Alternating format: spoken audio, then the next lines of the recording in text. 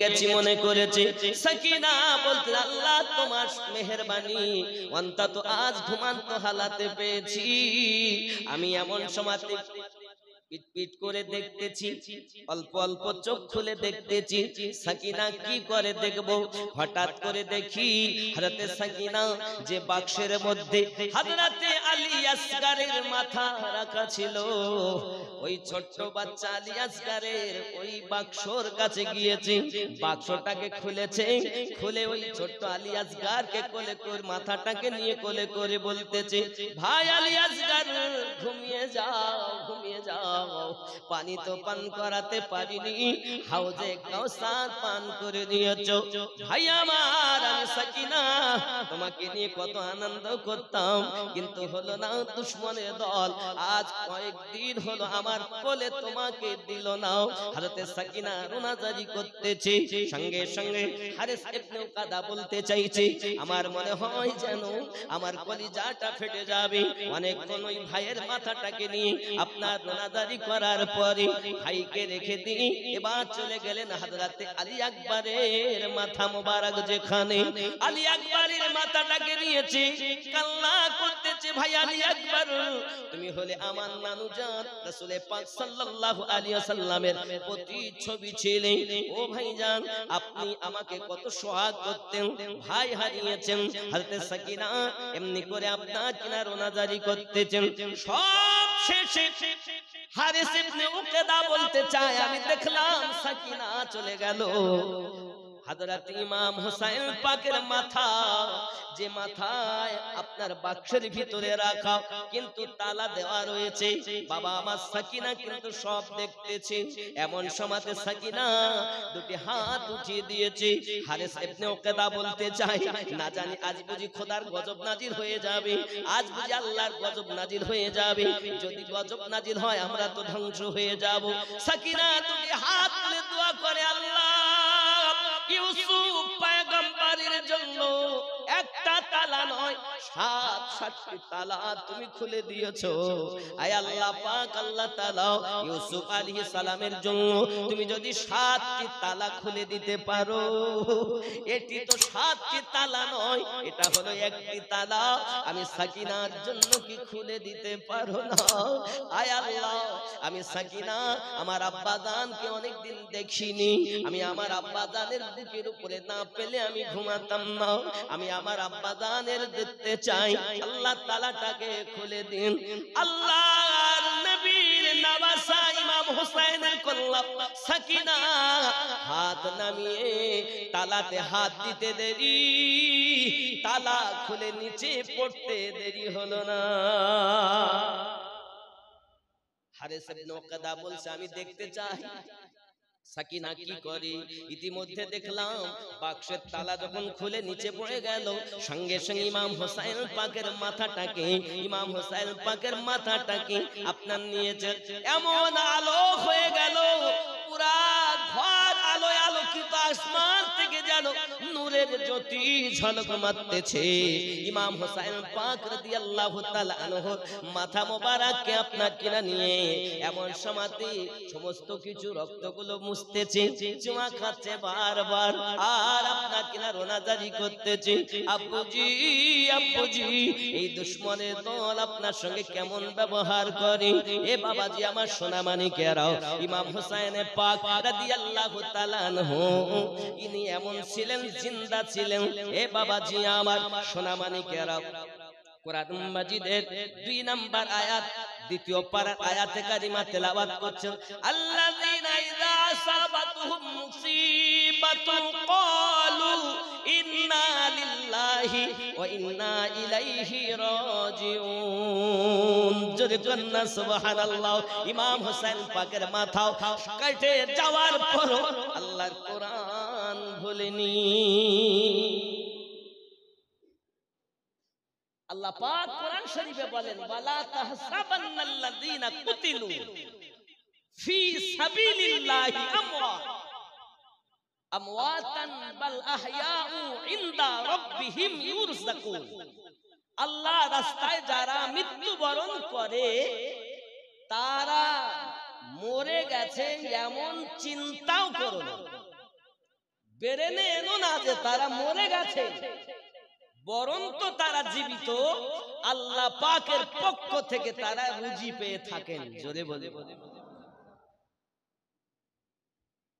আব্বাসি আমার সোনা মানিকেরা, যে জয়নুল আবেদিনের কথা বলতেছে না, পাওয়ার জানো,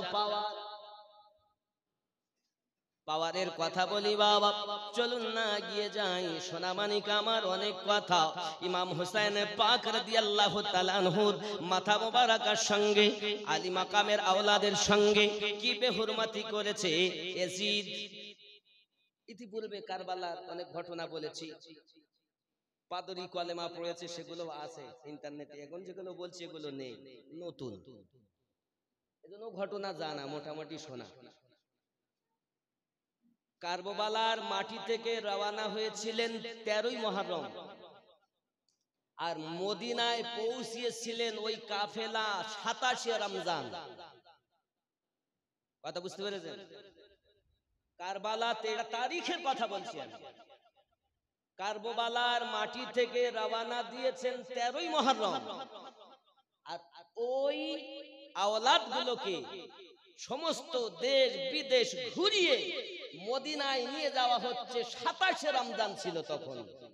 পুরা তারিখ বলছে 5600 মাইল রাস্তা পায়ে হাঁটিয়ে নিয়ে গিয়েছে। তার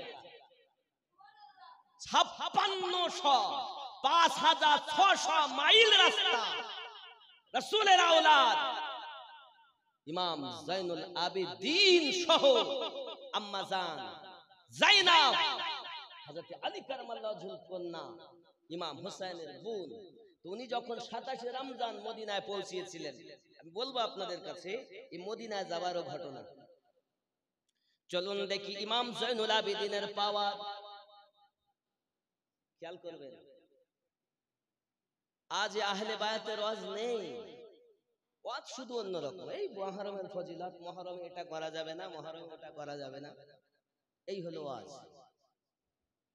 আমি তো দেখছি আশেপাশে সব মানাচ্ছে, মুহররম মানাচ্ছে, বলছে কান্নাকাটি করা যাবে না, বলছে কি রোনাজারি করা যাবে না। তুমি জানো হাদিসের ভিতরে এসেছে রাসূল করিম নিজে কেঁদেছেন, আমরা কেন কাঁদবো না? গাছ কাঁদে, মাছ কাঁদে, এমনকি পিপিলিকারা পর্যন্ত খাওয়া বন্ধ করে দিয়েছে যেদিন ইমাম হুসাইনে পাক শহীদ হয়েছে। আমরা কাঁদলে তো এরা আসলেই আহলে বায়াতের দুশমন। এরা সামনে যতই বলুক আমরা নবীওয়ালা, আসলেই এরা নবীর দুশমন।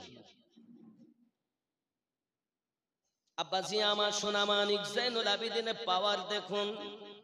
রাস্তায় যাচ্ছেন কাফেলা, যেতে যেতে যেতে যেতে একজন মহিলা এসে হাজির হয়ে গেছে। ইবনে জিয়াদকে বলতেছে, ইবনে জিয়াদ, যাদেরকে তোমরা কাফেলা নিয়ে যাচ্ছ এর মধ্যে কোন হাকিম আছে? হাকিম, হাকিম কেন, কি হয়েছে? বলছে আমার বাচ্চাটাও অসুস্থ হয়ে আছে, তার একটু ফুফা দিবে, দিলে সুস্থ হবে, এই জন্য হাকিম কেউ আছে নাকি দেখতে বলছি আপনাকে। ইবনে জিয়াদ বলে হ্যাঁ আমি বলতে পারি, হাকিম আছে আমাদের মধ্যে, বিনিময় কি দেবে? বলে আমি আমার 7টা কন্যা, একটি পুত্র, ওই পুত্রটাও অসুস্থ হয়ে গেছে, আমি মা ওই বাচ্চাকে ভুলতে পারি না, আমি 7টা মেয়ে বিয়ে দেওয়ার জন্য যত স্বর্ণ একত্রিত করেছি সব স্বর্ণগুলো দেব যদি আমার বাচ্চা ঠিক হয়ে যায়। ইবনে জিয়াদ বলে এই সুযোগ কি ছাড়া যায়? বলে ঠিক আছে দাও, স্বর্ণ দাও। ওই সামনে যে আছে না দেখছো বড়ি লাগানো, নাম তার জয়নুল আবেদিন, ইমাম হুসাইনের পুত্র। আব্বাসি আমার সোনা মানিকেরা খেয়াল করুন, ইমাম হুসাইনে পাক রাদিয়াল্লাহু তাআলা আনহু কলিজার টুকরা হযরত জয়নুল আবেদিন, ওনাকে যখন হাকিম বলেছেন যে উনি যদি যায় আপনার বাচ্চা সুস্থ হয়ে যাবে, আব্বাজি আমার যে বেড়ি ছিল, বেড়ি, এই বেড়িগুলো উনি হাত লাগিয়েছেন তো সঙ্গে সঙ্গে গলে গিয়েছে। যদি কোন সুবহানাল্লাহ, প্রশ্ন আসতে পারে, জয়নুল আবেদিন যদি এমন ছিল আপনার লোহাগুলো পানি হয়ে যায় কেমন? এ বাবা, হযরত দাউদ আলাইহিস সালামকে আল্লাহ পাক পাওয়ার দিয়েছিলেন। আল্লাহর কোরআন বলে নবী দাউদ আলাইহিস সালাম যখন আপনার লোহাতে হাত দিতেন, ওই লোহা আপনি গলে পানি হয়ে যেত। এ কোরআন সাক্ষী দেয়। আব্বাজি আমার, আওলাদে রাসূল ওখান থেকে রওনা দিলেন, মহিলাটার সঙ্গে যাচ্ছেন, চলেন বাড়ির দিকে চলেন। এখন বাড়ির দিকে পৌঁছানোর, বাড়ির সামনে গিয়েছেন, হঠাৎ একটি মেয়ে বাজার হয়ে এসেছে, মা আর আসতে হবে না, ভাই আমাদের দুনিয়া থেকে মৃত্যুবরণ করেছে। মহিলাটা কান্না করতেছে আর বলছে, হুজুর আপনাকে আমার বাড়ি নিয়ে যাচ্ছিলাম, কিন্তু ঘরে ভিতর থেকে মেয়ে বলছে মারা গিয়েছে, এখন আমার নসিবে ছিল না আপনাকে নিয়ে যাওয়ার আগেই সে মারা গিয়েছে। ইমাম জয়নুল আবেদিন বলেন, মা যখন এত দূর এসেছি, চলেন না একটু ভিতরে যাই। দেখে মেয়েরা সব ঘুরে বসে আছে, কান্নাকাটি করতেছে। ইমাম জয়নুল আবেদিন ওই লাশের পাশে গিয়েছেন, গিয়ে বলতেছে, ওগো বাঁচাও, বোনদের কি কেউ কোনো ভাই কাঁদায় নাকি? বোনেদেরকে কোনো ভাই কখনো কাঁদায় না, ভাই তো বোনদেরকে হাসানোর জন্য এসেছে। এতটুকু কথা যেই বলেছে, ওই মৃত বাচ্চাটা জীবিত হয়ে বসে গিয়েছে। প্রশ্ন হতে পারে যে জয়নুল আবেদিন এক মরা বাচ্চা জীবিত করে, ও জয়নুল আবেদিন কই নিজের ভাইদের বাঁচাতে পারলো না, চাচাকে বাঁচাতে পারলো না? মা জিজ্ঞাসা করছে, বাবা তুমি কে? বাচ্চা তো জীবিত হয়ে গেল, জিজ্ঞাসা করছে, বাবা তুমি কে? তোমাকে তো মনে হয় তুমি এই বাচ্চাকে জীবিত করে দিলে, তুমি কে? সামনে যে মাথাটা দেখছেন, ওটা আমার আব্বা ইমাম হোসাইন পাকের মাথা, আমি ওনারই বেটা জয়নুল আবেদিন। তাহলে তাদেরকে তুমি জীবিত করতে পারো না, আমার বেটা জীবিত করে দিলে ব্যাপার কি? মা জিজ্ঞাসা করছে। সঙ্গে সঙ্গে জয়নুল আবেদিন বলছেন, মা এটা কথাই বলা যাবে না, এটা কথা বলে আপনাকে বোঝানো যাবে না। মা আপনি যদি বুঝতে চান, বাস্তব দেখতে হবে, চলুন আমার সঙ্গে। সঙ্গে সঙ্গে ইমাম জয়নুল আবেদিন ওই মাকে সঙ্গে করে নিয়ে আপনার গিয়েছেন যেখানে ইমাম হোসেন পাকের মাথা, আলী আকবরের মাথা, জয়নুল আবেদিনের হযরতে আপনার আলী আসগারের মাথা, আব্বাস আলম বারদারের মাথা, সেইখানে নিয়ে গেছেন। এমন সমাধি, এ বাবাজি আমার সোনামানিকেরা, যখন ইমাম জয়নুল আবেদিন ওখানে গিয়েছেন, ওই মাকে সাথে করে নিয়ে হঠাৎ ইমাম পাকের মাথা আছে, পাশে দাঁড়িয়ে গেছেন, মহিলাকেও পাশে দাঁড় করিয়েছেন। এমন সমাতে ওই মহিলা প্রশ্ন করেছেন, ওগো জয়নুল আবেদিন, আমার মরা বাচ্চা তুমি জীবিত করে দিলে, কিন্তু এদেরকে কেন জীবিত করতে পারলে না? সঙ্গে সঙ্গে ইমাম হোসেন পাকের মাথা বল নেজার উপর থেকে ঘুরে যায়, আল্লাহর কোরআন তেলাওয়াত করে, বিসমিল্লাহির রহমানির রহিম, আর রহমানু আল্লামাল কোরআন, খালাকাল ইনসানা আল্লামাহুল বায়ান। জোরে বলুন সুবহানাল্লাহ। জয়নুল আবেদিন উত্তর দিচ্ছে, মা জননী, মা জননী, যারা মরে যায় তাদেরকে জীবিত করা যায়, আর যারা মরো জীবিত হয়ে যায় তাদের আবার জীবিত কেমন করে করো? সবাই বলে মরে গেছে, আল্লাহর কোরআন বলছে মরে না, চিন্তাও করো না। ওয়ালা তাহসাবান্নাল্লাযীনা কুতিলু ফি সাবিলিল্লাহি আমওয়াতান বাল আহইয়াউ ইনদা রাব্বিহিম ইউরযাকুন। যারা আল্লাহর রাস্তায় মৃত্যুবরণ করেছে তাদেরকে মরা তো দূরের কথা, গুমান করো না, চিন্তা করো না যে তারা মরে গেছে, বরং তো তারা জীবিত। আল্লাহর রাস্তায় যারা শহীদ হয় তারা মরে না, তারা জীবিত। আল্লাহ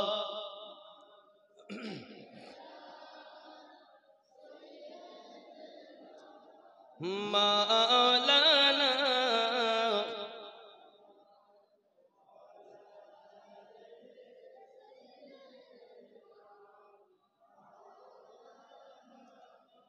दीन को बचाना था करबला हुसैन आए, दीन को बचाना था करबला हुसैन आए, जुल्म को मिटाना था करबला हुसैन आए, जुल्म को मिटाना था करबला हुसैन आए। सुभान अल्लाह। नाना जान से बचपन में क्या था जो वादा, नाना जान से बचपन में किया था जो वादा, बस वही निभाना था करबला हुसैन आए, बस वही निभाना था करबला हुसैन आए, दीन को मिटाना था, दीन को बचाना था करबला हुसैन आए, जुल्म को मिटाना था करबला हुसैन आए। सुभान अल्लाह। यजीদের লস্করের সঙ্গে ইমাম হুসাইনের মুনাজারা হচ্ছে, খুতবা দিচ্ছেন উনি। हूर को नर दोज़ख से खींच कर जो लाना था,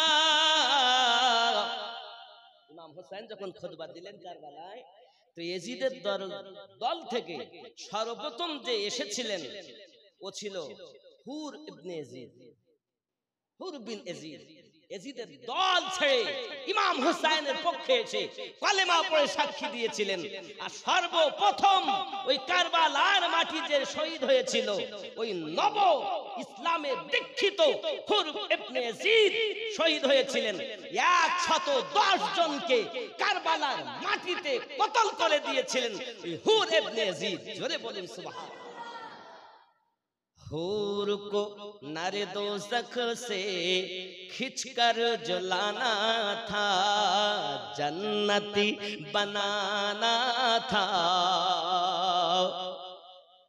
जन्नती बनाना था करबला हुसैन आए, जुल्म को मिटाना था करबला हुसैन आए। सुभान अल्लाह व बिहम्दिही। ख्याल करें,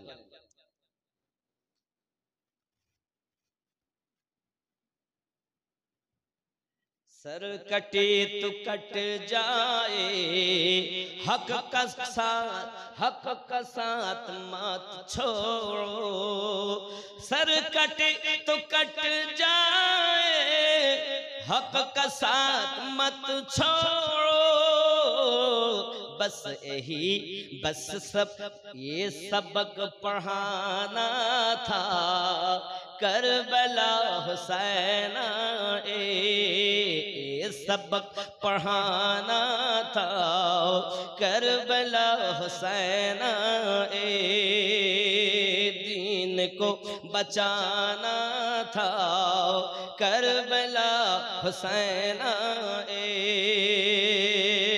अल्लाहुम्मा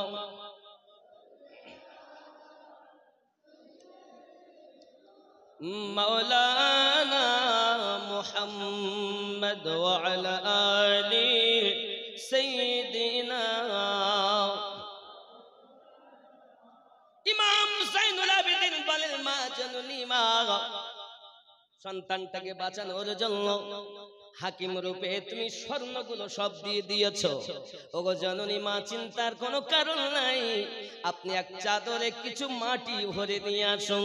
যেই না কিনা ওই জননী মা কিছু মাটি নিয়ে এসেছে, আপনার কিনা চাদরে করে কাপড়ে করে ইমাম হোসেন পাক শুধু হাত দিয়ে দিয়েছেন, সমস্ত মাটি সোনা হয়ে গেছে। মা ডাক দিয়ে বলতেছে, কেমন করে সোনা হলো? ও মা জননী, তুমি তোমার বেটা হারিয়েছো, বেটা নিয়ে নাও, স্বর্ণ হারিয়েছ স্বর্ণ নিয়ে নাও। এটা হলো ইমাম জয়নুল আবেদিনের পাওয়ার। যদি বলুন সুবহান। কারামাত ইমাম জয়নুল আবেদিনের। আজ ওলি আল্লাহর কারামাত বললে গাদালা করে। তারিখ উঠিয়ে দেখো। আজ ইয়াজিদ এদের বন্ধু। কেউ বলছে ইয়াজিদ রহমাতুল্লাহ আলাইহি, কেউ বলছে ইয়াজিদ হযরত ইয়াজিদ। নাউযুবিল্লাহ। ইয়াজিদকে এরা এমন প্রাধান্য দিচ্ছে, এরা এও কথাও বলে ইমাম আজম তো কাফের বলেনি। আমরা যে মযহাব মানি, মযহাবটার নাম কি? হানাফি মযহাব। এই মযহাবের ইমাম নোমান ইবনে সাবিত, উপাধি ইমামে আজম আবু হানিফা। এরা চট করে বলছে ইমাম আজম তো কাফের বলেনি, আমিনুদ্দিন বলছে কেন? ইমামে আজম আবু হানিফা কাফের বলেননি কেন? সাধারণ মানুষ যেন এটা না মনে করে যে আমাদের এই যে মধ্য বরুণহাটে, এই হাসনাবাদের নিচে কি কাফের নাই?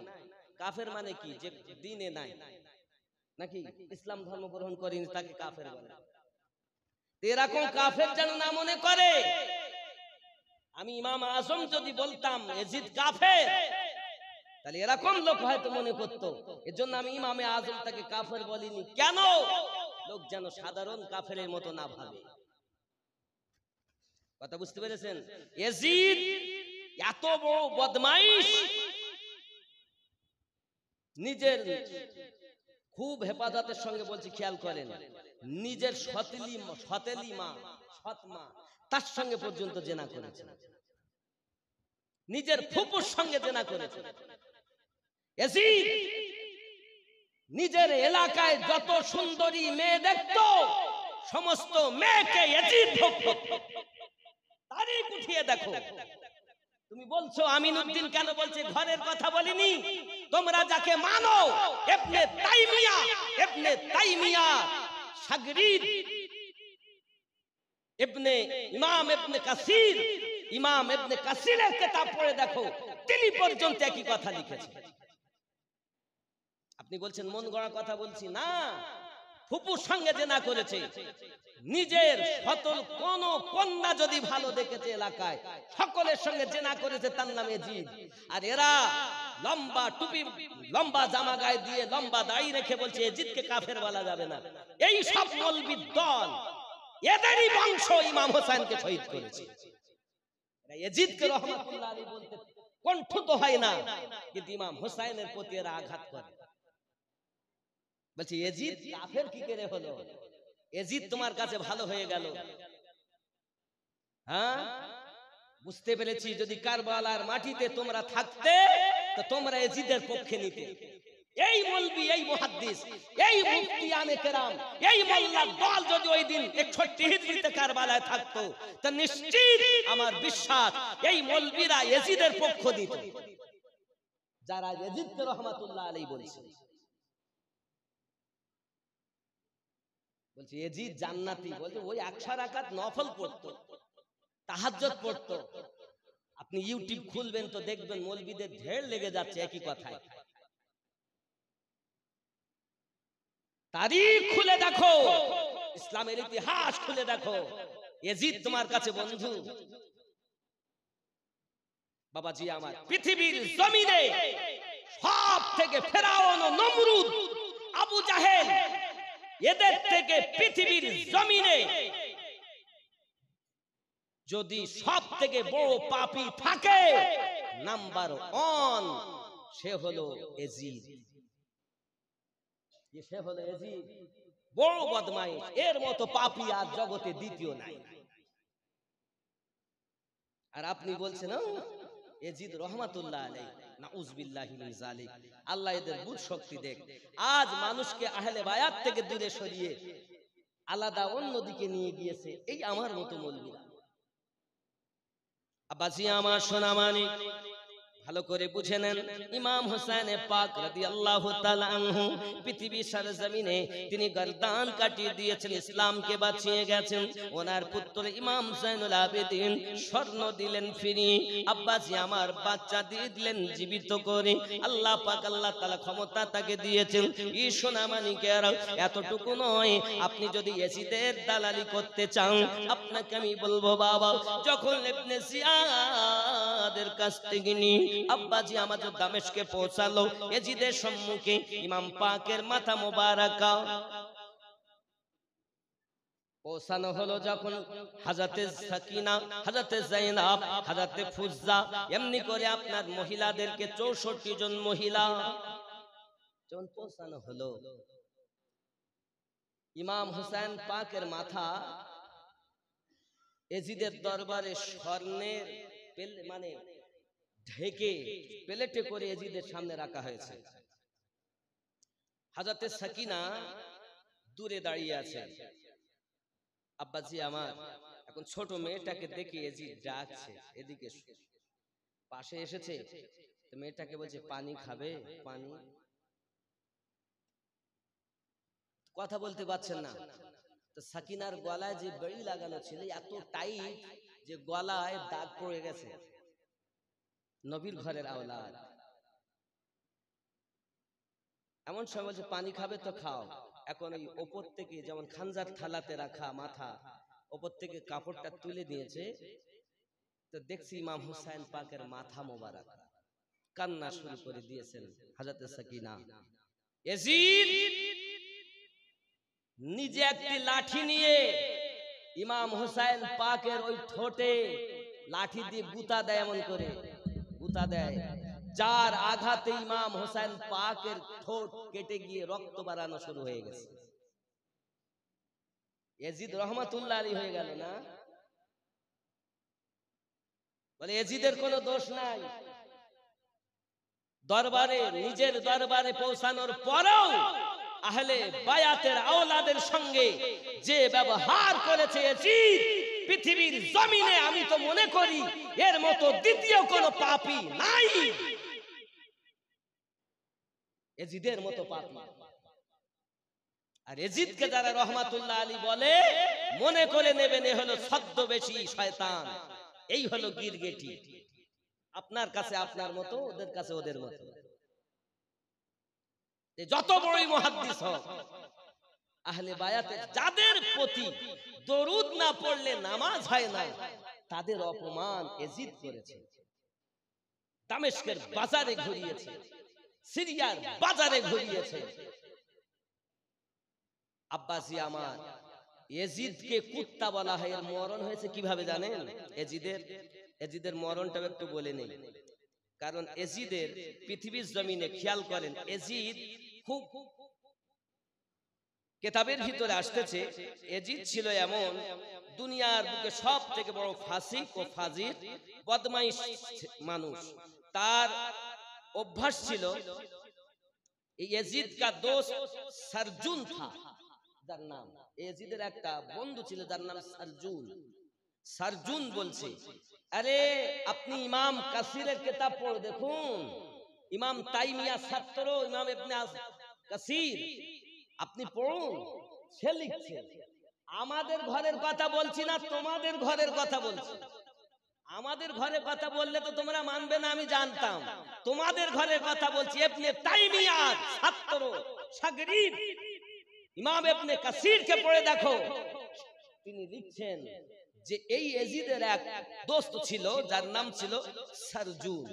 উভয় বড় বন্ধু ছিল। এই সারজুন কিন্তু ইয়াজিদের পোল খুলেছে। কে খুলেছে? এই সারজুন। ইয়াজিদের গোপন রহস্যগুলো সারজুন খুলেছে। কিভাবে খুলেছে দেখুন।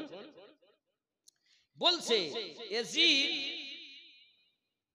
पलित था, अपनी सतीली माँ से भी वो जिना किया।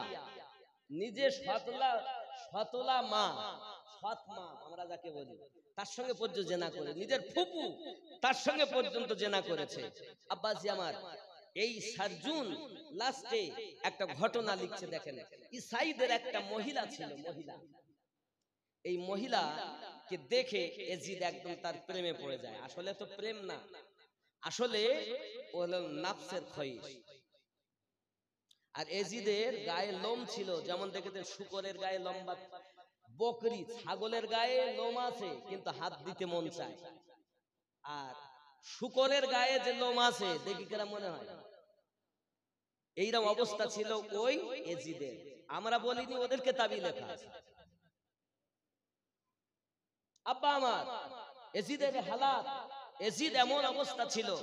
এখন এই মহিলা ঈসাই ঘরের মহিলা, একে যখন খুব চালাক ছিল, তখন সার্জুনকেও কথা দেয়, এজিদকে যখন যেত দুইজনাই যেত ওই মেয়েটার কাছে। কথা বুঝতে পেরেছেন? এখন এজিদ বলতে যাচ্ছে যে তুমি আমার কাছে এসো। বাস্তব ইসলামের ইতিহাস বলছি বাবা। আজ আপনারা কয়েকশো মানুষ শুনছেন, এরপরে শত শত লক্ষ লক্ষ মানুষ এই বক্তব্য শুনবে। আমি যেটা দেখাতে পারবো না সে কথা বলছি না, আছে আমার কাছে। খুব ভালো করে বুঝবেন। এমন সময় এজিদ ও সারজুন দুই বন্ধু এক মহিলার কাছে যেতে গিয়ে, এখন এই মহিলা ছিল চালাক।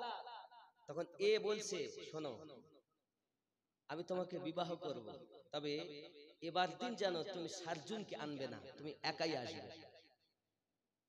এর মৃত্যু কয়েক রকম ভাবে বর্ণনা আছে এজিদের, তার একটা বলছি, এরপর আর একটা বলবো। অন্তত দুই ভাবে মৃত্যু এজিদের হয়েছে, এটা বলবো। এজিদ তোমাদের কাছে রহমাতুল্লাহ আলাইহি না, এই জন্য বলবো। আব্বাজি আমার, এমন সময় এজিদ করেছে কি, সেই দিন আর সার্জুনকে নিয়ে যায়নি, একা একা একা একা যাওয়ার পর মেয়েটা তাকে বলছে, ঠিক আছে তুমি এসেছো, তো চলো আমরা দুইজনে একটু ঘুরে আসি। তা দুইজন একটা ঘোড়ার উপরে চেপেছে, আর এজিদ ছিল খুব মোটা, এজিদ খুব মোটা ছিল, আর মেয়েটা চালাক, তো ঘোড়াও খুব বেগে ছুটাচ্ছে, ছুটিয়ে মোটা মানুষ দেখবেন অল্পতে কিন্তু হাঁপিয়ে যায়। এজিদ হাঁপিয়ে গেছে, বহু দূরে গিয়ে দেখে কিছু মানুষ সেখানে বসে আছে, সেখানে একটা ঘোড়া আছে। এই মেয়েটা এক লাফ দিয়ে ওই ঘোড়ার উপরে চলে গেছে, গিয়ে বলছে, শোনো তুমি যদি জিততে পারো তাহলে আমি তোমাকে বিবাহ করব। এখন একে তো এজিদ এমনি ক্লান্ত হয়ে গেছে, এখন এই মেয়েটাকে ভোগ করার জন্য এজিদ এই ঘোড়াতে, আর ওই ঘোড়ায় ওই মেয়েটা ঈসাইদের মেয়ে, কারণ ও মনে মনে চিন্তা করছে যে যে তার নবীর নওয়াসার সঙ্গে এরকম ব্যবহার করেছে, যে কলেমা পড়ে, ইয়াজিদ কিন্তু কলেমা পড়ে লা ইলাহা ইল্লাল্লাহ মুহাম্মাদুর রাসূলুল্লাহ সাল্লাল্লাহু আলাইহি সাল্লাম, তার নওয়াসা রাসূলে পাকের নাতির সাথে এমন ব্যবহার করতে পারে, তা আমাকে সে তো ভালোবাসে না, একে আমি মজা চাকিয়ে ছাড়বো। এখন সেই মহিলা আর এই ইয়াজিদ দুইজন ছুটছে ঘোড়া প্রতিযোগিতা। এখন এক পর্যায়ে ঘোড়া কিন্তু ইয়াজিদকে ফেলে দিয়েছে, আর ইয়াজিদ পড়ে যাবার পর ওই ঘোড়া থেকে যখন পড়ে গেছে, তখন ওই মহিলা নিচে নেমে এসে তার বুকের উপরে পা রেখেছে, দেখে বলছে, ইয়াজিদ তুই তোর কলেমা পড়িস যে নবী, তার নওয়াসাকে তুই যখন ইজ্জত করলি না, তা আমাকে কি ইজ্জত করবি? এইভাবেই ইয়াজিদ মারা যায়। এ গেল এক। ওর ওইখানে মৃত্যুবরণ হয়েছে। ইয়াজিদের 8টা সন্তান, 8টা বেটা। কটা বেটা বললাম? 8টা। ইয়াজিদের 8টা বেটা। এরা দেখে বাপ তো আসে না, বাপকে খোঁজো, বিনা জানাজায় পোকায় খেয়েছে ইয়াজিদকে, পোকায়, ইয়াজিদকে পোকায় খাইয়ে মেরেছে। আব্বাজি আমার, ও ফিরে এসেছে। ওই মহিলা এসে এবার সার্জুনকে ডেকেছে। সার্জুনের সঙ্গে কিন্তু আবার ভাব। আব্বাজি আমার সোনা মানিক, এক কথায় ইয়াজিদের ভাব ছিল এমন, পৃথিবীতে কোন সুন্দরী মেয়ে দেখলে এর লোভ আরো বেশি হয়ে যেত। এ ছিল ইয়াজিদ, আর তাকেই বলছে এরা রহমাতুল্লাহ আলাইহি, হযরত ইয়াজিদ। জান বাংলাদেশের কত হুজুরেরা বলতেছে, ইন্টারনেটে আপনি খুলুন, খুলে দেখুন, এখান থেকে যাবেন কি আজকে গবেষণা করে তাই শোবেন যে ইয়াজিদের পক্ষে কারা কারা গেছে, আর তাদের কাছ থেকে আমরা নামাজ শিখবো। তাদের কাছ থেকে আমরা কোরআন শিখবো, তাদের কাছ থেকে আমরা ভালো কথা নেব। এজিদের দালালের কাছ থেকে নেওয়ার আমাদের দরকার নেই, আমরা হযরতে আলীর লালের কাছ থেকে ইসলাম ধর্ম নেব। জোরে বলেন সুবহানাল্লাহ, ঠিক কি না আব্বাসি আমার? এজন্য পৃথিবীর সরজমিনে আমাদেরকে চিন্তা ভাবনা করা দরকার যে কি হবে। আব্বাজি আমার সোনামানি খেয়াল করুন, ইমামে হোসেন পাক রাদিয়াল্লাহু তাআলা আনহু এমনি করে আপনার কিনা তার মাথা মোবারকাকে নিয়ে যাওয়া হয়েছে, আগে আগে করে নিয়ে যাওয়া হয়, বেহুরমতি করা হয়েছে, বাবা বাজারে ঘোরানো হয়েছে। এক কথায় নবীর ঘরের আওলাদদেরকে বেহুরমতি করা হয়েছে। বাবা যে সব নারী পৃথিবীর জমিনে আছেন এনাদেরকে আজ পর্দার কথা বলা হয়। আপনি জানেন হযরতে যায়েনাব মা খাতুনে জান্নাতের কন্যা, একদিন ওনার মাথা থেকে পর্দা সরে যায়, আল্লাহ পাক দিনটাকে অন্ধকার করে দেয়। সে যায়েনাব তার আম্মা খাতুনে জান্নাত ফাতেমা জোহরা সালামুল্লাহি আলাইহা সোনামানি কামাত হযরতে সাকিনা হযরতে যায়েনাব যখন এমনি করে মদিনার পথে রওনা দিয়েছেন, শাম, সিরিয়া, দামেস্ক সব এলাকা ভ্রমণ করে এবার যখন মদিনার দিকে যাচ্ছেন, আমার জওয়ান যুবক সোনামানি খেয়াল করুন, এই মদিনার পথে রওনা হযরত ইমাম হোসেন পাক রাদিয়াল্লাহু তাআলা আনহু এনারা আবার দেখা যায় কারবালা হয়ে যখন মদিনার দিকে রওনা দিয়েছেন। মদিনার পথে যাক আব্বাজি, এই মদিনার পথে যাওয়ার বড় ঘটনা ইমাম যায়েনাবে ইমাম হোসেন পাকের সন্তান ইমাম জয়নুল আবেদিনের সঙ্গে হয়েছে, হযরতে যায়েনাবের সঙ্গে ঘটেছে। আব্বা আমার তাদের কদমে কদমে আপনার কিনা বরকত। এমনকি কিতাবের ভিতরে এসেছে এক অন্ধ ফকির রাস্তার ধারে একটা বাচ্চা নিয়ে দাঁড়িয়ে আছে, হঠাৎ কাফেলা আসতেছে, বাচ্চাটা বলছে আব্বুজি সম্মুখে একদল মানুষ আসতেছে, তাদের কাছ থেকে কিছু নেওয়া যাবে। এমন সময়তে আপনার কিনা যখন ইবনে জিয়াদ সম্মুখে এবং এজিদ তার সঙ্গে পাঠিয়েছিল যারা, তারা যখন সামনে তাদেরকে বলছে যে এর মধ্যে কি আমাকে একটু কিছু সাদকা করতে পারবে, দান করতে পারবে? ওই পিছনে ইমাম জয়নুল আবেদিন বলেন বাবা ওই পিছনে যে মেয়েটা আছে, ওই মেয়েটা যেখানে পা রাখবে ওই পায়ের নিচের মাটি তুলে নেবে, তোমার আশা পূর্ণ হয়ে যাবে। খেয়াল করেন, জয়নুল আবেদিন মদিনায় রওনা দিচ্ছেন তারা। এখন ওনারা তো গুজরে গেলেন, হযরত সাকিনার পায়ের নিচের মাটি যখন তুলেছে, তা তুলে দেখে তার তলায় সোনাই সোনা। জোরে বলে হযরত সাকিনা পা রেখেছেন মাটিতে, সেই মাটি সরিয়ে দেখে সোনার খাজানা বেরিয়ে গেছে। সঙ্গে সঙ্গে বলছি বাবা এ তো স্বর্ণ। মনে হয় এই রাস্তা দিয়ে হয় নবী পাকের কন্যা রওনা হয়েছে, নইলে হযরতে আলীর কন্যা রওনা হয়েছে। অন্ধ সে বলছে এই রাস্তাতে নিশ্চিত রাসূলে পাকের কন্যা গিয়েছেন, নইলে আলীর কন্যা গিয়েছে। দেখো তাদের কদমের বরকত যে মাটির তলাতে পর্যন্ত স্বর্ণের খাজানা বার হয়ে যায়। জোরে বলেন সুবহানাল্লাহ। তারিখ সাক্ষী দেয়। বাপ সোনা নেওয়া বন্ধ করেছে, বাবা আগে খোঁজ নাও এ কাফেলা গিয়েছে, কাফেলা কে গেছে আগে দেখো। কাফেলা খোঁজ করে দেখা যায় সত্যি আলীর কন্যা হযরত যায়েনাব রয়েছেন। কে আছে? আলীর কন্যা কে? যায়েনাব, হুসাইনের বোন, মা ফাতেমার কন্যা। আজ পর্দার আয়াত তো খুব তোমরা আমরা বলি, আর যাদের জন্য আমরা ইসলাম পেয়েছি তাদেরকে এত অপমানিত করা হয়েছে, আজ এই কলেমা পড়নেওয়ালারা করেছে। আব্বাজি আমার সোনামানিক পৃথিবীর সরজমিনে ইমাম হোসেন পাক রাদিয়াল্লাহু তাআলার আওলাদগণের সঙ্গে বেহুরমতি করা হয়েছে।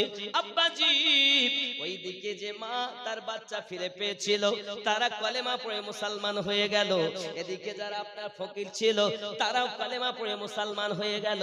বোঝা যায় ইসলাম জীবিত হয়েছে কারবালার পরে। আল্লাহুম্মা সাল্লি আলা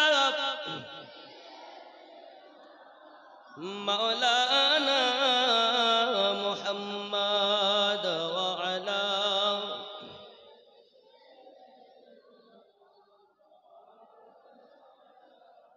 मुहम्मद सल्लो अला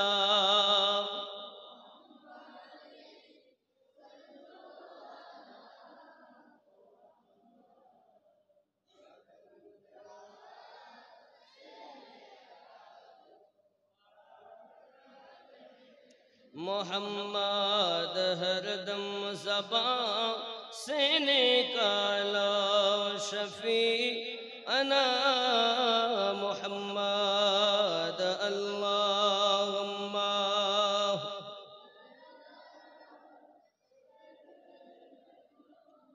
मौलाना मुहम्मद वाला अली